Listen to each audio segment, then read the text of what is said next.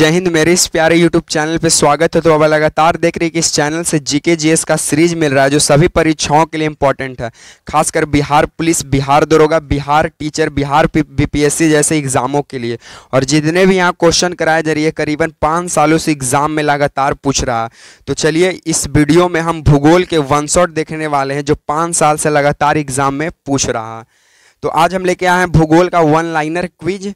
तो चलिए समय की बर्बादी न करते हुए सवालों से शुरुआत करते हैं। सबसे पहला आपका सवाल कहता है कि क्षेत्रफल की दृष्टि से भारत विश्व में कौन सा स्थान रखता है। तो क्षेत्रफल की दृष्टि से भारत विश्व में 7वां अपना स्थान रखता है। इसका ट्रिक क्या है याद करने का? तो इसका ट्रिक है रक्कूबाई। इसका ट्रिक क्या है? रक्कूबाई। रक्कूबाई से आप याद कर सकते हैं। पहला है रूस, फिर है कनाडा, फिर है चीन, फिर है अमेरिका, इसी तरह से, और 7वां बड़ा देश बन जाता है अपना भारत। उसके बाद जनसंख्या की दृष्टि से भारत जो है विश्व में कौन सा स्थान है? तो दूसरा स्थान है। जनसंख्या की दृष्टि से भारत का विश्व में कौन सा स्थान है? दूसरा। भारत के उत्तर में कौन सा देश स्थित है? तो जो भारत है इसके उत्तर में, इधर वाला ऊपर साइड में कौन सा देश स्थित है? तो चीन हो गया, नेपाल हो गया, भूटान हो गया। तो भारत के उत्तर में कौन सा देश शामिल है? तो चीन, नेपाल, भूटान। चीन, नेपाल, भूटान, ये भारत के उत्तर में स्थित देश है। चलिए आगे बढ़ते हैं। आगे बोलता है कि भारत के पूर्व में कौन सा देश है? तो भारत के पूर्व में है बांग्लादेश। भारत के पूर्व में कौन सा देश है? तो भारत के पूर्व में है बांग्लादेश। और बांग्लादेश के साथ भारत जो है सबसे ज़्यादा स्थलीय सीमा लगाता है। सबसे ज़्यादा स्थलीय सीमा भारत किसके साथ लगाता है? तो बांग्लादेश के साथ। कितना लगाता है? तो 4098 किलोमीटर के आसपास भारत जो है बांग्लादेश से सीमा साझा करता है। भारत के पश्चिम में कौन सा देश स्थित है? तो भारत के पश्चिम में है प से पाकिस्तान। तो भारत के पश्चिम में कौन सा देश स्थित है? पाकिस्तान। भारत के पश्चिम में पाकिस्तान। पाकिस्तान का राजधानी कहाँ है? कमेंट बॉक्स में कमेंट कीजिए। भारत के दक्षिण पश्चिम में कौन सा सागर है? तो भारत के दक्षिण पश्चिम में अरब सागर है। भारत के दक्षिण पश्चिम में, मतलब इधर वाला एरिया में दक्षिण पश्चिम में कौन सा सागर है? अरब सागर है। और भारत के दक्षिण पूर्व में कौन सा है? तो बंगाल का खाड़ी है, इधर एरिया। भारत के दक्षिण पूर्व में कौन सा खाड़ी है? बंगाल की खाड़ी है। चलिए आगे बढ़ते हैं।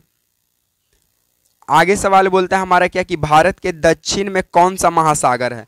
तो भारत के दक्षिण में हिंद महासागर है। भारत के दक्षिण में कौन सा महासागर है? तो भारत के दक्षिण में हिंद महासागर है।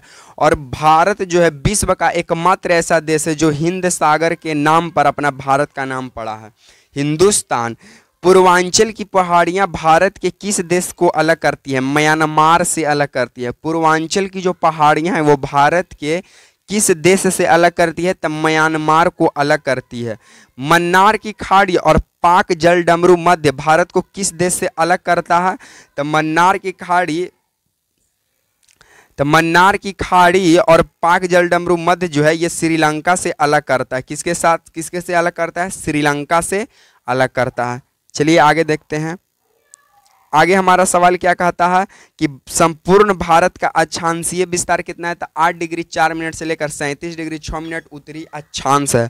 संपूर्ण भारत का अक्षांशीय विस्तार 8 डिग्री 4 मिनट से लेकर 37 डिग्री 6 मिनट। भारत के मध्य से कौन सी रेखा गुजरती है? तो भारत के मध्य से कर्क रेखा गुजरती है 23.5 डिग्री पर। भारत के मध्य से कौन सी रेखा गुजरती है? कर्क रेखा 23.5 डिग्री पर गुजरती है। चलिए आगे बढ़ते हैं। आगे हमारा सवाल कहता है कि भारत के उत्तर से दक्षिण तक के विस्तार, मतलब कि ऊपर से लेकर नीचे तक, यानी उत्तर से लेकर दक्षिण तक का विस्तार कितना है? तो 3214 किलोमीटर। भारत के उत्तर से दक्षिण तक का विस्तार 3214 किलोमीटर है। और भारत का पूरब से पश्चिम तक का विस्तार, यानी कि लेफ्ट टू राइट का विस्तार 2933 किलोमीटर है। अंडमान निकोबार द्वीप समूह कहाँ स्थित है? तो अंडमान निकोबार द्वीप समूह बंगाल की खाड़ी में स्थित है। अंडमान निकोबार द्वीप समूह कहाँ स्थित है? बंगाल की खाड़ी में स्थित है। और अंडमान निकोबार स्थित में लगता है लगभग 36 द्वीप स्थित है। लक्षद्वीप कहाँ स्थित है? तो अरब सागर में। लक्षद्वीप कहाँ स्थित है? अरब सागर में। चलिए आगे बढ़ते हैं। आगे हमारा सवाल कहता है कि भारत का दक्षिणी छोर क्या कहलाता है? तो भारत का दक्षिणी छोर इंदिरा पॉइंट कहलाता है। भारत का दक्षिणी छोर इंदिरा पॉइंट। इंदिरा पॉइंट को किस दूसरे नाम से भी जाना जाता है? तो इंदिरा पॉइंट को पिगमिलियन पॉइंट के भी नाम से जाना जाता है। पूछेगा कि पिगमिलियन पॉइंट का अन्य नाम, तो इंदिरा पॉइंट, या फिर ऐसे पूछ देगा कि इंदिरा पॉइंट का अन्य नाम क्या है? तो पिगमिलियन पॉइंट है। भारत का क्षेत्रफल विश्व का क्षेत्रफल का कितना परसेंट है? तो 2.42% है। भारत का क्षेत्रफल विश्व के क्षेत्रफल का कितना परसेंट है? तो 2.42% है। चलिए आगे बढ़ते हैं। आगे बोलता है कि विश्व की कुल जनसंख्या का कितना परसेंट भारत में निवास करते हैं? तो 17%। भारत का कुल क्षेत्रफल कितना है? तब 32,87,263 वर्ग किलोमीटर है। भारत का कुल क्षेत्रफल 32,87,263 वर्ग किलोमीटर है। भारत की स्थल सीमा से कौन से देश लगे हैं? तब बांग्लादेश, चीन, पाकिस्तान, नेपाल। भारत की स्थल सीमा से कौन से देश लगे हैं? बांग्लादेश, चीन, नेपाल, पाकिस्तान है। उसके आगे, भारत की जल सीमा किन देशों से मिलती है? तब मालदीव, श्रीलंका, बांग्लादेश। भारत की जल सीमा किन देशों से लगती है? मालदीव, श्रीलंका, बांग्लादेश। चलिए आगे बढ़ते हैं। आगे हमारा सवाल कहता है क्या कि कर्क रेखा भारत के किन राज्यों से होकर गुजरता है? तो कर्क रेखा भारत के 8 राज्यों से होकर गुजरता है। आप लोग कौन कौन सा है कमेंट बॉक्स में कमेंट कीजिएगा। भारत के मुख्य भूमि की दक्षिणी सीमा कितनी अक्षांश है? तो 8 डिग्री 4 मिनट। भारत का मानक समय कहाँ से लिया गया है? तो इलाहाबाद के निकट नैनीताल से। भारत का मानक समय कहाँ से लिया गया? इलाहाबाद के निकट नैनीताल से। उसके बाद क्या बोलता है सवाल, देखते हैं हम लोग। उसके बाद बोलता है कि भारत के मानक समय और ग्रीनविच समय में कितना अंतर है? तो 5.5 घंटा का अंतर होता है। भारत के मानक समय और ग्रीनविच समय में कितना अंतर है? 5.5 घंटा का। भूमध्य रेखा से भारत के दक्षिणी छोर की दूरी कितना है? तो 876 किलोमीटर। भारत की स्थल सीमा की लंबाई 15,200 किलोमीटर है। भारत की स्थल सीमा की लंबाई 15,200 किलोमीटर है। और भारत के मुख्य भूमि की तट रेखा की लंबाई 6100 किलोमीटर है। भारत के मुख्य भूमि का तट रेखा की लंबाई कितनी है? 6100 किलोमीटर। चलिए आगे बढ़ते हैं। तो आज यहीं तक का क्वेश्चन था कि भारत के मुख्य भूमि की तट रेखा की लंबाई कितनी है? 6100 किलोमीटर।